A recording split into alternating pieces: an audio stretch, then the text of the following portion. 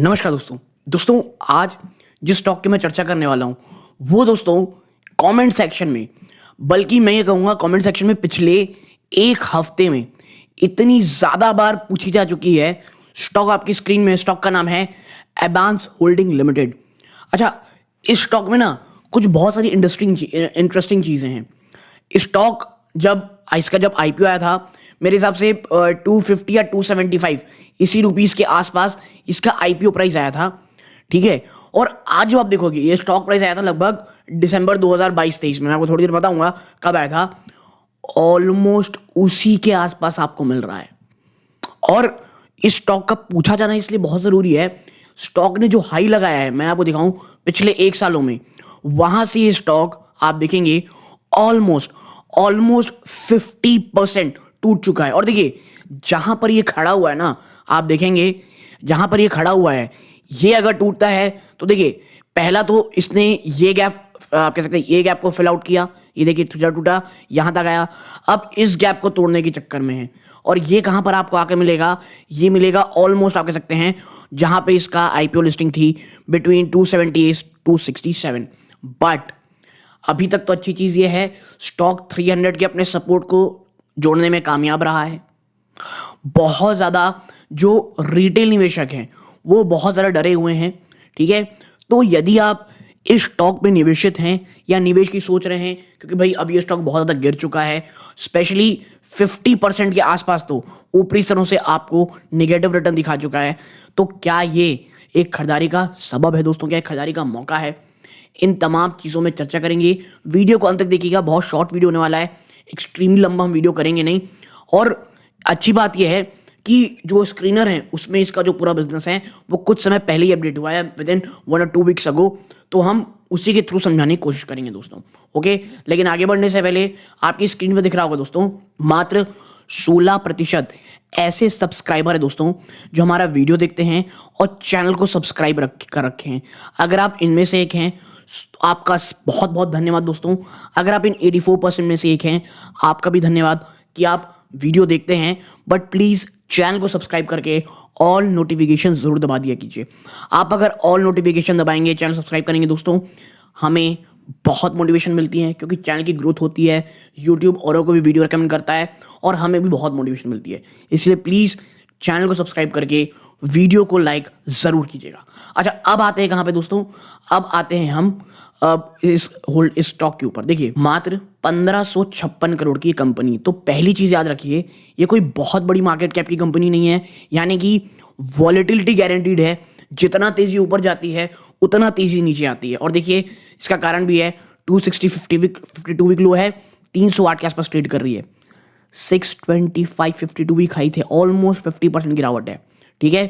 Price to book value के almost पास आ चुकी है दोस्तों, ठीक है। ये आप कह सकते हैं 2 टाइम्स भी नहीं है, 1 पॉइंट समथिंग टाइम्स कह सकते हैं, तो वैल्यूएशन ठीक है। स्टॉक की पी 17.5 पे है, इंडस्ट्री की पी जो है वो 25 पे ट्रेड कर रही है दोस्तों। देखिए जो होल्डिंग है वो 72% की है, प्लेज परसेंटेज 14% है, ये एक नेगेटिव। डेट टू इक्विटी 1.02% है। देखिए इसका जो बिजनेस है उसके हिसाब से मुझे लगता है ना ये थोड़ा सा ऊपर है। अच्छा, अब आप कहेंगे कि ये थोड़ा, अब जो इनका जो बिजनेस आने वाले समय बढ़ रहा है वो लैंडिंग की ओर जा रहा है, तो एक चीज़ याद रखिएगा, ये चीज़ में थोड़ी बढ़ोतरी आपको आने वाले समय में होगी। और जिस सेक्टर में लैंडिंग के लिए आगे बढ़ने वाले हैं ये, वहाँ पर क्या इशू चल रहा है आपको पता होगा कि भाई जो एनपीएस है वो बढ़ रहे हैं, जो जितनी लोन रिकवरी होनी चाहिए उस प्रकार की हो नहीं रही, तो ये इश्यूज़ हैं। आरओसी आरओई देखिए तो कोई एक्स्ट्रा ऑर्डिनरी नहीं है, हाँ ठीक है, अच्छे हैं but not extra ordinary. Petronski score 5 है, यानी एवरेज है। Operating profit margin double digits के नीचे है, तो ये तमाम प्रकार की चीज़ें हैं।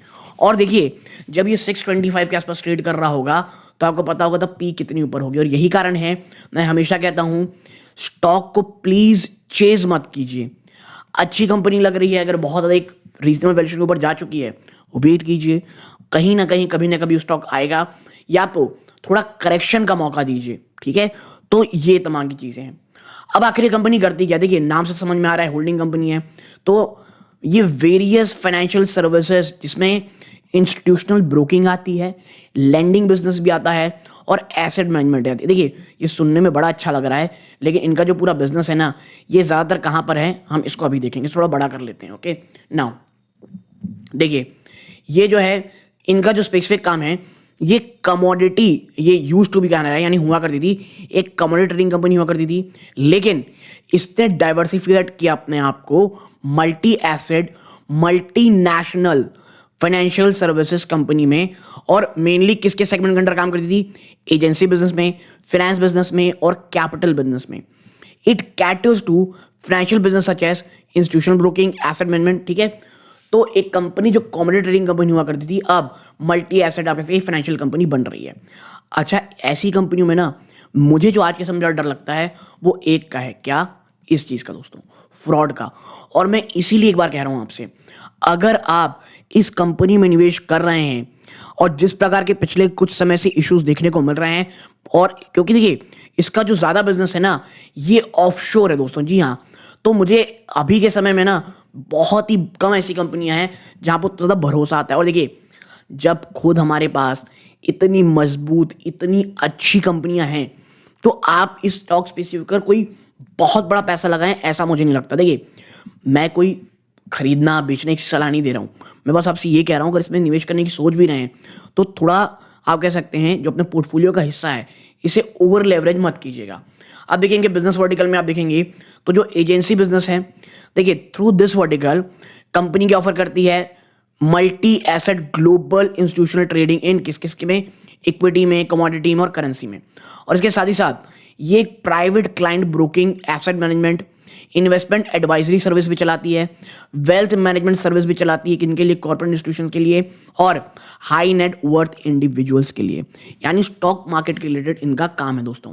अब आप देखें जो एडवांस इंडस्ट्रियल लिमिटेड है दोस्तों, एक फंड है जो एडवांस होल्डिंग लिमिटेड के अंडर आता है, इसका AUM 909 करोड़ रुपए था 30 सितंबर को। ठीक है, अभी क्या चल रहा है? दिसंबर, 30 सितंबर, यानी वन ऑफ द लेटेस्ट है यहाँ पे। और एक फ्लैगशिप फंड भी चलाती है दोस्तों, द ग्लोबल आर्बिट्राज फंड। ठीक है, तो ये जो ग्लोबल आर्बिट्राज फंड है ये इन्हीं का है। ठीक, तो और ये आपने नाम सुना होगा अगर आप देख रहे होंगे तो। ओके नाउ कंपनी के पास दूसरा बिजनेस क्या है? फाइनेंस बिजनेस है। कंपनी लैंडिंग सर्विस प्रोवाइड कराती है, मेनली फोकस में प्रोवाइडिंग सिक्योर्ड और unsecured term financial to individuals and small and medium enterprises. यानी कि आप ये कह सकते हैं रिस्क फैक्टर यहाँ पे थोड़ा सा ज़्यादा है। क्यों? SME को ये दे रहे हैं।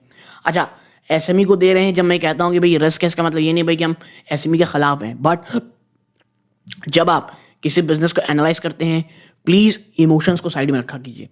कई बार कमेंट सेक्शन में आती हैं चीज़ें कि दिस एंड दैट, जब आप किसी कंपनी को एनालाइज कर रहे हो प्लीज़ अपने जो इमोशन है उसे साइड में रख करके सोचा कीजिए, क्योंकि आप बिजनेस पर निवेश कर रहे हो, आपको चैरिटी करना है, बहुत से अन्य रास्ते हैं।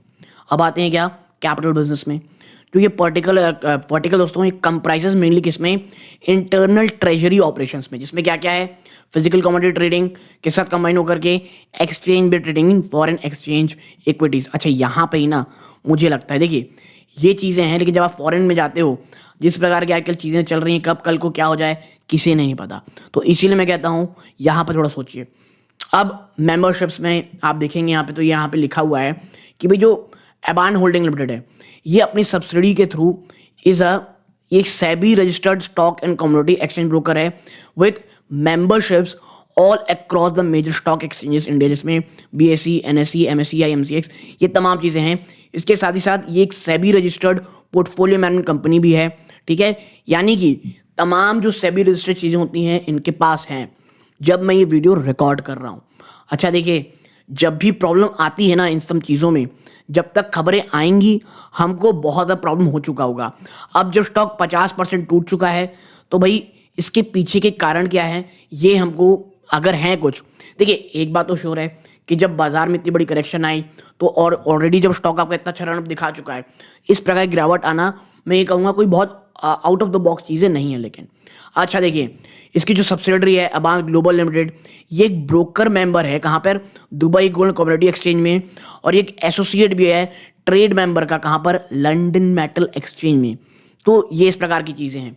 जो AGL है ये only registered qualified foreign institutional investor for Chinese market. ठीक है, समझ रहे हैं आप? यानी चाइनीज मार्केट की ये एक लौती ऐसी कंपनी है जो क्वालिफाइड फॉरेन इंस्टीट्यूशनल इन्वेस्टर है। तो अच्छा, ये सुनने में अच्छा लगा। अब हम आपको बताएं तो भैया जो राजेश एक्सपोर्ट है वहाँ पे भी बहुत सारी अच्छी अच्छी बातें दिखती थी, लेकिन जब हुआ तो हम सबको पता प्रॉब्लम क्या है। अब सर्विस कैटेगरी की इसकी इतनी सारी चीज़ें हैं। ठीक है, देखिए रेवेन्यू ब्रेकअप देखिए, आज भी 84% कहाँ से रेवेन्यू आ रहा है? कमोडिटी के सेल्स से। सेल्स ऑफ सर्विस में अभी भी मात्र 6% है। तो आप समझिए ये इतनी सारी जो आपने सुनी ना चीज़ें, ये सर्विसेज के बिजनेस से बहुत छोटी है अभी। इंटरेस्ट ऑन लोन में आप देखोगे तो 3% ही आती है। ठीक है, इंटरेस्ट ऑन इन्वेस्टमेंट्स में आप देखेंगे तो 3% रेवेन्यू है। तो इस प्रकार की चीज़ें हैं। अच्छा, ऐसा नहीं है, सेल सर्विस में 6, net gain on fair value से 3% है, इंटरेस्ट ऑन लोन से 3% है, और इंटरेस्ट में 4%। यानी जो ब्रेड एंड बटर है मेन, वो अभी भी सेल ऑफ कमोडिटीज है दोस्तों। ठीक है, अच्छा कंपनी में आगे अगर आप देखोगे तो जो सेगमेंट रेवेन्यू है 24 फाइनेंशियल 24 का, एजेंसी 7%, फाइनेंस से 3% और कैपिटल से 90%। और एक और इंटरेस्टिंग चीज जो इसमें मुझे देखने को मिली, ज्योग्राफी का अगर रेवेन्यू स्प्लिट आप देखोगे तो 56% ओवरसी है और डोमेस्टिक 44% है। आप इसकी लैंडिंग बुक को अगर आप देखोगे फाइनेंशियल 24 में तो इसकी मिक्स है किसमें, एग्री कमोडिटी में 61%, फाइनेंशियल सर्विसेज मात्र 10% और अन्य इंडस्ट्री में 29%। अच्छा, एचईएल ने ना, एएचएल ना, बांस होल्डिंग ने ये मैनेजमेंट सर्विस बिजनेस को ऑफ सेटको कैपिटल मार्केट को एक्वायर किया था दोस्तों, किसकी, जिसका ईयूएम 148 करोड़ था 30 सितंबर को। तो ये इस प्रकार की चीज़ें हैं। अच्छा, यहाँ पे ये भी लिखा है कि कंपनी पार्टनर कर रखी है इंस्टीट्यूशन लाइक बजाज कैपिटल, इक्विस, इस प्रकार की चीज़ें हैं। 31 जनवरी को इन्होंने आप कह सकते हैं कुछ चेंज फंड रेज भी किया हुआ था। अब ये तो चीज़ें हो गई। देखिए कई लोग कहेंगे कि भाई कन्फ्यूजाई क्यों कर रहे हो, कि खरीदना है नहीं खरीदना। देखिए खरीदना ही नहीं खरीदना सब टू यू, लेकिन मैं बस यही कह रहा हूँ, छोटी कंपनी है, अगर आपको रिस्क लेना भी है पोर्टफोलियो का थोड़ा कम हिस्सा रखिएगा। ये एक ऐसे वर्ष में मुझे लग रही है कंपनी, अगर ये आप कह सकते हैं मैनेजमेंट वाइज क्लीन रही, अगर इसमें मैनेजमेंट इश्यूज नहीं आते हैं, और इस प्रकार की जो गिरावट है ये देखिए हर छोटी मोटी कंपनी में आती रहेगी, इसमें बात नहीं है। मुझे लगता है ये मल्टीफोल्ड रिटर्न आपको फ्यूचर में दे सकती है, लेकिन उस प्रकार की वॉलिटिलिटी भी रहेगी। अब कंपनी प्लेज परसेंटेज कर रखी है, इसे कब छुड़ाएगी या इसे और क्या ज़्यादा बढ़ाने वाली है, ये भी आने वाले समय में देखना पड़ेगा। ओके, कंपनी के अगर हम नंबर्स देखें, क्या नंबर, क्वार्टरली नंबर्स, तो आप पाएंगे तो साफ साफ आपको यहाँ पे ग्रोथ तो देखने को मिलती है, इसमें कहीं कोई दो राय नहीं है दोस्तों। जहाँ पे सितंबर में 252 करोड़ की सेल थी, वो आज बढ़ करके सितंबर में 641 करोड़ हो गई है। ठीक है, अच्छा देखिए ये जो चीज़ है, ये कंपनी दिसंबर 2023 के बाद सबसे बड़ा जंप दिखाई है। ओके, अब आप यहाँ देखेंगे जो प्रॉफिट था वो भी लगातार बढ़ता ही दिखाई दे रहा है, 27 करोड़ का, और ईपीएस 5 में आ गया। अच्छा, इसको रिजल्ट को देखने से लगता है जो एक रन अप आपको स्टॉक प्राइस देखने को मिला वो यूं ही नहीं था, बिजनेस वाइज था। और अब आने वाले अगर दिसंबर क्वार्टर में अगर स्टॉक प्राइस में अगर थोड़ी बहुत गिरावट होती है दोस्तों, अगर होती है, मैं कहता हूं स्टॉक प्राइस नहीं कहना चाहिए, इसके सेल्स या प्रॉफिट में गिरावट होती है, उसके कारण आप देखोगे ऑलरेडी चीजें प्राइस इन है, और अगर कहीं रिजल्ट अच्छा आ गया तब तो स्टॉक बहुत ज्यादा भागेगा। तो मैं ये कह दूं अभी दिसंबर क्वार्टर चल रहा है, अगर दिसंबर क्वार्टर के बाद नंबर्स अच्छे आ जाते हैं और तो उसके बाद आप देखेंगे स्टॉक में तेजी आएगी। मुझे हर वो स्टॉक बहुत ज़्यादा पसंद आता है अगर रिजल्ट के पहले वो बहुत ज़्यादा टूट चुका हो। ठीक है, अब अगर कोई अनएक्सपेक्टेड चीज़ें ही हो जाए कि भैया स्टॉक अगर लॉस में ही चला जाए तो मैं नहीं कहता, लेकिन हाँ एक एवरेज रिजल्ट भी आता है तो स्टॉक प्राइस अब इसको ऑलरेडी प्राइस इन कर चुका है। ओके, अब बात कर लेते हैं क्या शेयर होल्डिंग पैटर्न की। शेयर होल्डिंग पैटर्न में आप देखेंगे प्रमोटर लगातार होल्डिंग मेंटेन रखा है। ठीक है, ये अब इतनी ज़्यादा सेल नहीं है, 0.02% 0922 हुआ है, ये नेग्लिजिबल है। FIIs माल उठाए हैं 11% ज़्यादा। माल किसने बेचा है भाई साहब, पब्लिक ने माल बेचा है, 17.5% से घट करके 16.88% हो गई है। ठीक है, और अगर आप देखेंगे पब्लिक में किसने होल्डिंग रखी हुई है तो आप पाएंगे यहाँ पे दो हैं, एक रीता बलोटिया जी हैं और Venkateshwara industrial promotion company limited है, उन्होंने 1% की होल्डिंग इसमें रखी हुई है। ऑलराइट, और यहाँ पर जो FIIs हैं वहाँ पे आप देखेंगे तो वहाँ पे कंपनी के नाम है, यहाँ पे इसमें अभी भी अपॉर्चुनिटी है, स्क्यूबिट जनरल ट्रेडिंग LLC ने और एडियोस इंडिया फंड ने भी यहाँ पे होल्डिंग रखी है। एक समय में यहाँ पे इलारा ने भी था और एक दो लोग और थे, बट अब इस प्रकार की चीज़ें हैं। तो FIS थोड़ा थोड़ा बढ़ा रहे हैं, पब्लिक ने थोड़ा माल यहाँ पे कम कर रखा है। अच्छा, DIS को आप देख रहे होंगे, उन्होंने अपनी होल्डिंग पूरी तरह से सेल कर दी है, ठीक है। तो DIS इसमें एक भी नहीं है। ये मुझे मोर और लेस थोड़ा कंसर्न ज़रूर लगता है दोस्तों, ठीक है। लेकिन अगर आप कंपनी के नोट्स में जाएंगे, यहाँ पर आप पाओगे, 1 मिनट, नोट्स में अगर आप जाओगे आप पाओगे कि कंपनी यहाँ एजेंसी ग्रोथ ड्राइवर के लिए कह रही है कि हम जो हैं एजेंसी बिजनेस में क्या इंक्लूड करते हैं, सब्सक्रिप्शन फीस आता है, परफॉर्मेंस फीस भी आता है, ब्रोकरेज इनकम आती है और एडवाइजरी इनकम आती है। तो इनकी जो एजेंसी बिजनेस है वो किस तरह आगे बढ़ेगी। जो हाई ट्रेड एक्टिविटी देखने को मिल रही है due to global events had led to increase brokerage income, ठीक है। इसके साथ साथ जो steady inflow into safe haven fund जैसे ग्लोबल आर्बिट्रेज फंड, ये भी कंट्रीब्यूट कर रहे हैं ग्रोथ को, ठीक है। तो कंपनी अपनी एजेंसी बिजनेस को लेकर के काफ़ी पॉजिटिव दिखती है, ठीक है। अब मैनेजमेंट आउटलुक और चैलेंजेस क्या है, ठीक है। अब देखिए मैनेजमेंट क्या एक्नॉलेज कर रही है कि भाई साहब देयर प्रेशर तो है किसमें, कैपिटल मार्केट में, और जिस तरह प्रॉफिट बुकिंग देखने को मिल रही है वेरियस FPI से, फॉरेन पोर्टफोलियो इन्वेस्टर्स से, यानी कि जो लगातार FPI की सेलिंग हुई है इससे कंपनी को नेगेटिव इफेक्ट आया है और शायद जो दिसंबर क्वार्टर है वहां पर आपको इशू देखने को मिले। तो इससे चीज़ होती है क्या, अगर FPIs वापस आते हैं बड़ी मात्रा में तो ये स्टॉक के लिए अच्छा होगा। और एंटिसिपेट ये किया जा रहा है कि a period of time correction the market following a long bull run, ठीक है, ये थोड़ा देखने को मिलेगी। जो करंट P रेशियो है 20-24 इंडिकेट, ये हाई वैल्यूएशन को इंडिकेट करता है और सजेस्ट करता है कि मार्केट कंसोलिडेशन आपको देखने को मिलेगा। मैनेजमेंट इस बात को लेकर के बहुत ज़्यादा ऑप्टिमिस्टिक है कि remain optimistic due to consistent AUM growth and investor trust, कि हम इन्वेस्टर्स का ट्रस्ट पाए हुए हैं और लगातार AUM ग्रोथ दिखा रहे हैं दोस्तों, ठीक है। अब यहाँ पर आप पाओगे कि कंपनी जो नए लोन सेगमेंट है उसमें किस तरह काम कर रही है। तो देखिए कंपनी एक्सप्लोर कर रही है स्मॉल साइज लोन को और टारगेट कर रही है कैपिटल मार्केट ट्रेडर्स को, ठीक है। एक ऐसे इंडिविजुअल को जिसकी जो शेयर होल्डिंग है वो 20 लाख रुपए से ऊपर है दोस्तों, ठीक है। तो ऐसे लोग जो वाकई में एक हाई इंडिविजुअल हैं उनको ये देने की बात कह रही हैं। ये अनसिक्योर्ड लोन भी ऑफर करेगी दोस्तों, कितना, 5 से 6 लाख का। इसके साथ ही साथ जो यहाँ पे लिखा है कि कंपनी एम कर रही है क्या, शॉर्ट टर्म लोन की रिटर्न बैलेंस शीट बाय 2025 मार्च 2025 दोस्तों, ठीक है। तो ये इस प्रकार की चीज़ें हैं, जो चैलेंजेस हैं, जो इशू हैं। मैं ये कहूँगा ये जो आप कह सकते हैं थोड़ा आर या पार का स्टॉक है। जिस प्रकार की चीज़ें चल रही हैं कंपनी अच्छी दिख रही है, लेकिन देखिए जो मैंने बताया FIS की सेलिंग, थोड़ा सा हायर वैल्यूएशन, तो मार्केट में कंसोलिडेशन रहेगा। ये सब चीज़ें शायद शॉर्ट टू मीडियम टर्म में परफॉर्मेंस प्रॉब्लम करें। लेकिन अगर यहाँ पे गिरावट होती है और कंपनी देखिए इसमें प्योरली रहेगा ट्रस्ट बेसिस, अगर कंपनी इस समय जो ट्रस्ट इन्वेस्टर्स का उसको जो स्टैब्लिश करने में कामयाब रहती है, मुझे ऐसा लगता है ये काफ़ी अच्छी रिटर्न दिखा सकती है दोस्तों। और इस प्रकार के और अगर स्टॉक्स हैं कमेंट बॉक्स में बताइएगा, मैं लाने की कोशिश करूँगा। ये जो एक्सप्लेनेशन है कैसी लगी मुझे ज़रूर बताइएगा। यहाँ तक जुड़े रहे बहुत बहुत धन्यवाद। ये इस वीडियो का अंत है। जय हिंद।